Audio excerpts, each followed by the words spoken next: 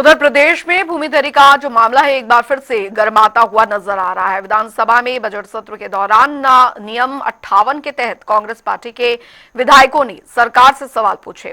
उपनेता प्रतिपक्ष भुवन कापड़ी का कहना है कि भूमिधरी के मामले पर सरकार को गंभीरता के साथ विचार करना चाहिए। वहीं इस मामले में बीजेपी विधायक विनोद चमोली का बयान भी सामने आया है। उन्होंने कहा कि भूमिधरी का मामला काफी गंभीर है, सरकार इस मामले पर विचार कर रही है और जल्द ही इसका समाधान जरूर निकाला जाएगा।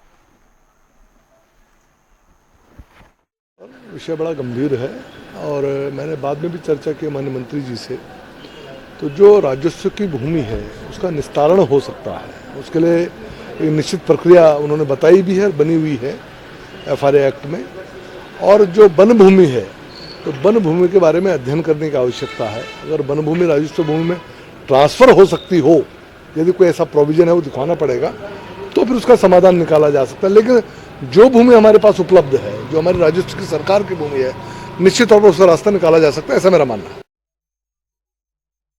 देखिए, हमने सरकार से कहा कि सरकार की जो योजनाएं हैं वो योजनाएं गरीबों के लिए है और गरीबों को भूमिधरी से वंचित रखकर उन योजनाओं से भी वंचित रख रही है सरकार। आपसे मैं कहना चाहता हूं आपके माध्यम से कि कोई गरीब है, उसको आवास चाहिए, तो जो गरीब है वो नदी की जमीन पे, नाले की जमीन पे, वर्ग 4 की जमीन के, वर्ग 5 की जमीन पे, फॉरेस्ट की जमीन पे, सरकारी जमीनों पर बैठा हुआ है, क्योंकि उसके पास जमीन की व्यवस्था नहीं है।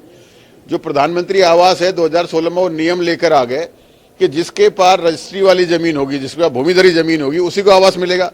तो आपने सीधे सीधे गरीब को, भूमिहीन को वो लाभ लेने से बाहर कर दिया।